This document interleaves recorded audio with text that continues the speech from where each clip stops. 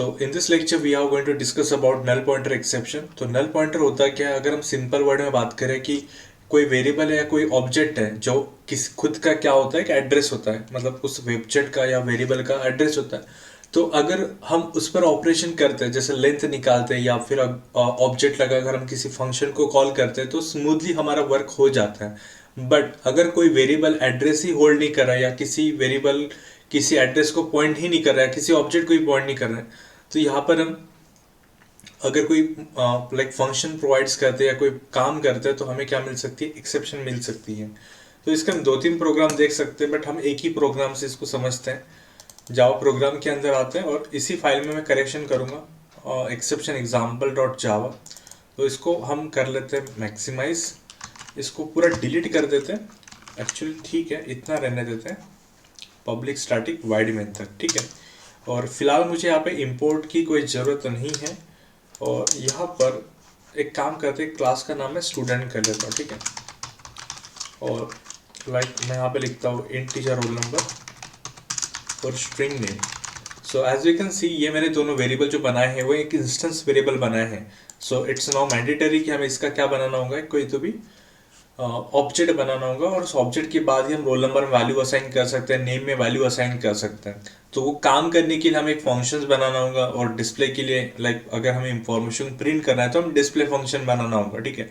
But फिलहाल हमें इतना लंबा एग्जाम्पल लेने की जरूरत नहीं है, हम एक सिंपल वर्ड में देखते हैं कि भाई नल पॉइंटर होता है क्या। तो उसके लिए मुझे सबसे इंपॉर्टेंट चीज़ होगी समझाने के लिए, यहाँ पे ऑब्जेक्ट बनाना होगा। तो स्टूडेंट S1 इक्वल टू, मैंने यहाँ पे न्यू स्टूडेंट लिखा है और यहाँ पर मैं लिखता हूँ जैसे, और यहाँ पर मैं S1 डॉट रोल नंबर की बाय डिफॉल्ट वैल्यू प्रिंट करना चाहता हूँ। क्या होती है, जैसे हमें पता है कि बाय डिफॉल्ट वैल्यू जो होती है वो 0 होती है और स्ट्रिंग की नल होती है। तो जैसे मैं यहाँ पे लिख रहा हूँ S1 डॉट रोल नंबर, ठीक है। और इसी तरह से आप S1 dot gate data, S1 dot display ये भी कर सकते हो, बट वो हम इतना बड़ा कोड नहीं करेंगे। तो अभी हम आएंगे यहाँ पर और हम यहाँ पर कमांड प्रॉम्प्ट ओपन करेंगे, जावा सी लिखेंगे और एक्सेप्शन एग्जाम्पल, ये आपके फाइल का नाम है, और हमारे जो क्लास फाइल का नाम है वो जावा स्पेस स्टूडेंट है, ठीक है। एक ही क्लास हमने बनाया है। तो आप देख रहे हैं यहाँ पे 0 ये वैल्यू हमें मिल रही है। अगर मैं यहाँ पे कोई वैल्यू असाइन भी कर लेता, लेट से 5, कंट्रोल एस करते हैं, तो आप देखोगे यहाँ पर, देखोगे आप यहाँ पर कि हमें यहाँ पर 5 वैल्यू मिल रही है, ठीक है, कोई इशू नहीं है। अब देखिए, अभी हमने गार्बेज कलेक्शन टॉपिक पढ़ा नहीं है, इसके बाद हम गार्बेज कलेक्शन टॉपिक पढ़ेंगे। तो आप देखोगे यहाँ पे मैं यही चीज़ बताऊंगा कि यहाँ पे क्या हो रहा है। जैसे मैं बता देता हूँ कि हमारे पास जैसे फॉर एग्जांपल एक स्टूडेंट प्रोजेक्ट है और हमें यहाँ पर टोटल कितने स्टूडेंट की ज़रूरत है, 10 स्टूडेंट की हम यहाँ पे वर्किंग कर रहे हैं। 10 स्टूडेंट का हमने ऑब्जेक्ट बनाया, S1 से लेके S10 तक हमने ऑब्जेक्ट बनाया है, और यहाँ तक हमारा S1 काम कर रहा है, यहाँ पर हमारा S2, ये वाले पोर्शन में S3, S4 लाइक दैट वो चलते आ रहा है, ठीक है। अब जब मैं यहाँ पर आ रहा हूँ, ठीक है, आपने देखा कि मैं यहाँ पे S4 पे काम कर रहा हूँ, और मेरा S1 पे जो काम था, S2 पे जो काम था, S3 पे जो काम था वो ऑलरेडी हो चुका है। बट अभी भी अगर आप देखोगे आपका ही मेमोरी में आपका S1 है, आपका S2 है और आपका S3 यहाँ पे ऑलरेडी है, ओके। और इसका जो रेफरेंस होता है वो आपके स्टैक मेमोरी में होता है, जो इसको पॉइंट करता है। बाद में S2 आपका इसको पॉइंट करता है, आपका S3 इस तरह से इसको पॉइंट कर रहा हूँ। और ये अभी भी यहाँ पे हीप मेमोरी में, मतलब आपके रैम में, आपकी प्राइमरी मेमोरी में अभी भी यहाँ पर मेमोरी ऑक्यूपाई करके बैठे हैं।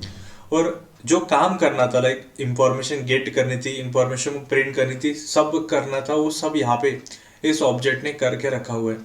तो अब जब हम S1 पे काम कर रहे हैं तो मुझे नहीं लगता कि इस वाले मोमेंट पे S1 S2 S3 का कोई काम है।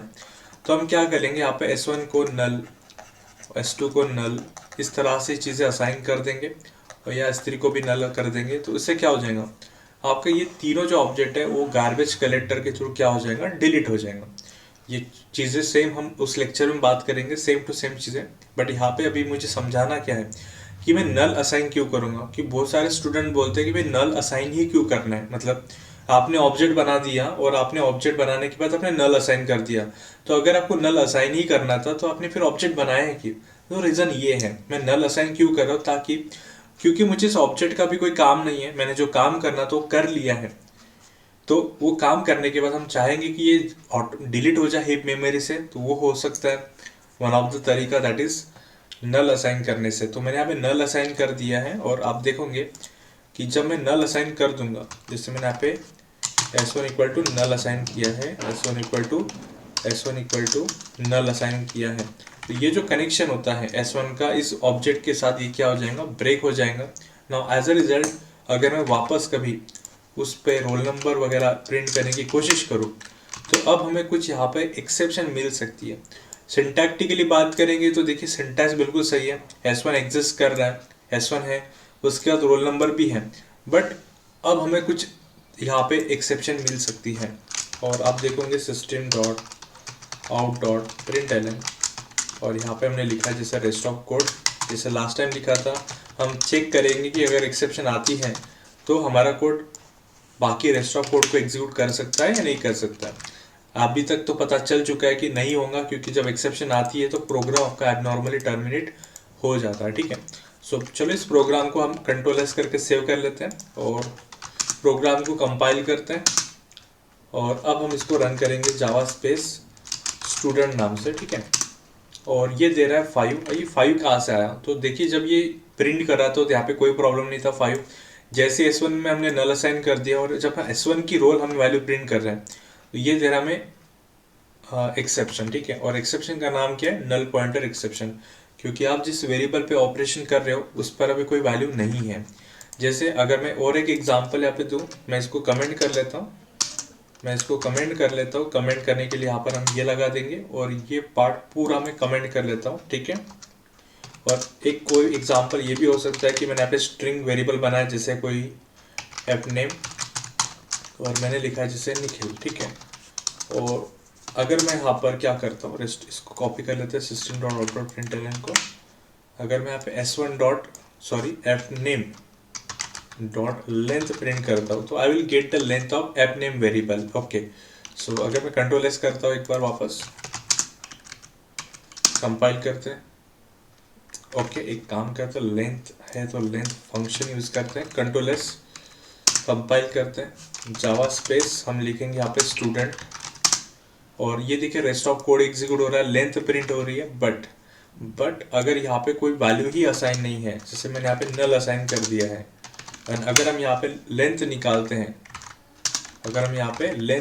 हैं, तो आप देखोगे यहाँ पर आपको एक्सेप्शन मिल रही है, and because of that exception आपने हैंडल नहीं की है, तो पूरा जो प्रोजेक्ट है वो आपका टर्मिनेट हो चुका है, और आप नहीं चाहोगे कि प्रोजेक्ट टर्मिनेट हो जाए because of the simple like issue. वो एक इशू है, इशू बोलने से बेटर ये हो सकता है कि देखिए ये वाला जो लाइन है, बिकॉज ऑफ दिस मिस्टेक या इस लाइन में मिस्टेक होने के कारण आपका ये वाला लाइन या ये वाला मॉड्यूल या ये वाला बड़ा 10-15 लाइन का जो मॉड्यूल है वो एग्जीक्यूट नहीं हो रहा है। आपका इस मॉड्यूल का इस वाले लाइन के साथ कोई लेना देना नहीं है। आप चाहोगे कि भाई even though there is exception awkward, आपका ये कोड या ये वाला जो मॉड्यूल है ये एग्जीक्यूट हो जाए, क्योंकि ये इंपॉर्टेंट है आपके अदर काम के लिए। तो भाई आप क्या करोगे, फिर इस पर्टिकुलर कोड को क्या कर दोगे, हैंडल करोगे by using try and catch.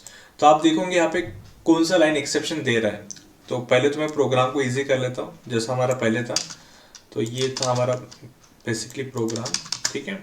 और अगर आप देखोगे कौन सा लाइन यहाँ पे एक्सेप्शन दे रहा है, तो आप बोलोगे सर ये वाला लाइन दे रहा है, कुछ लोग बोलेंगे सर ये वाला दे रहा है। तो ठीक है, आपको लग रहा है कि भाई ये दोनों जो लाइन है ये एक्सेप्शन दे सकती है, तो आप इस दोनों लाइन को कहाँ पे ऐड कर सकते हो, ट्राई ब्लॉक के अंदर। और इसी के बाद हम क्या लगाएंगे, हमारा कैच ब्लॉक, और यू हैव टू आइडेंटिफाई कि हाँ यहाँ पे नल पॉइंटर आ सकता है, ठीक है। सो हम यहाँ पे असाइन कर लेंगे एक्सेप्शन ई, या फिर आप कोई भी लिख सकते हो, और इस एक्सेप्शन का टाइप जो है वो है नल पॉइंटर एक्सेप्शन, ठीक है। अब कुछ लोग यहाँ पे देखिए क्या क्या लिख सकते हैं, यहाँ पे देखिए उसका जो पेरेंट क्लास है वो लिख सकते हैं, इसका पेरेंट क्लास है रन टाइम एक्सेप्शन। अगर आपको लगता है नहीं हमें इसका भी पेरेंट क्लास लिखना है, तो आप यहाँ पे डायरेक्ट एक्सेप्शन लिख सकते हो, और आपको इसका भी पेरेंट क्लास चाहिए तो आप थ्रोएबल लिख सकते हो, ठीक है। ये सारे आप यहाँ पे चीज़ें लिख सकते हो। तो बेसिकली आप नहीं चाहोगे कि प्रोजेक्ट के स्पीड को कम किया जाए, तो आप स्पेसिफिक क्लास मेंशन करिए कि हाँ भाई यही एक्सेप्शन आ सकता है, तो उससे आपका प्रोजेक्ट का स्पीड मेंटेन रहेगा। सो आई विल राइट के null pointer exception, control S करते हैं, बॉडी को डिलीट कर दिया तो बॉडी को रहने देते हैं एंड डन आई गेस। तो अब आता है हमारे कमांड प्रॉम्प्ट में, प्रोग्राम को कंपाइल करते हैं। शायद कुछ मिस्टेक हो चुकी है, देखते हैं क्या हुआ है। तो ट्राई का हमने ब्लॉक किया है, एक कैच का भी हमने क्लोज किया है। अच्छा, कैच का मैंने पोर्ट इनकम्प्लीटली लिखा है, ठीक है। सो कैच हमने डिफाइन कर लिया है यहाँ पे, और इस कैच की ये बॉडी होंगी, और इस कैच के अंदर हम लिखेंगे क्या, ठीक है। इस कैच के अंदर लिखेंगे हम कि भाई यूजर को समझे कि हाँ वो कुछ यहाँ पे इम्प्रॉपर वर्क कर रहा है, ठीक है। सो हम बोल सकते हैं कि ऑब्जेक्ट कैन नॉट एग्जिस्ट, या फिर रिसोर्स नॉट एग्जिस्ट, या फिर variable not exist, memory not use like exist. इस तरह से कोई भी एक मैसेज आप यहाँ पे लिख सकते हो, सो दैट डेवलपर और मे बी यूजर अंडरस्टैंड कि हाँ ये एक्सेप्शन है और आप ये काम नहीं कर सकते हो, ठीक है। ऑब्जेक्ट कैन नॉट या object is not exist, not can not, ठीक है। सो बेसिकली इस प्रोग्राम को हम कंट्रोल एस करते हैं, कंपाइल करते हैं, और अब इस प्रोग्राम को हम रन करते हैं।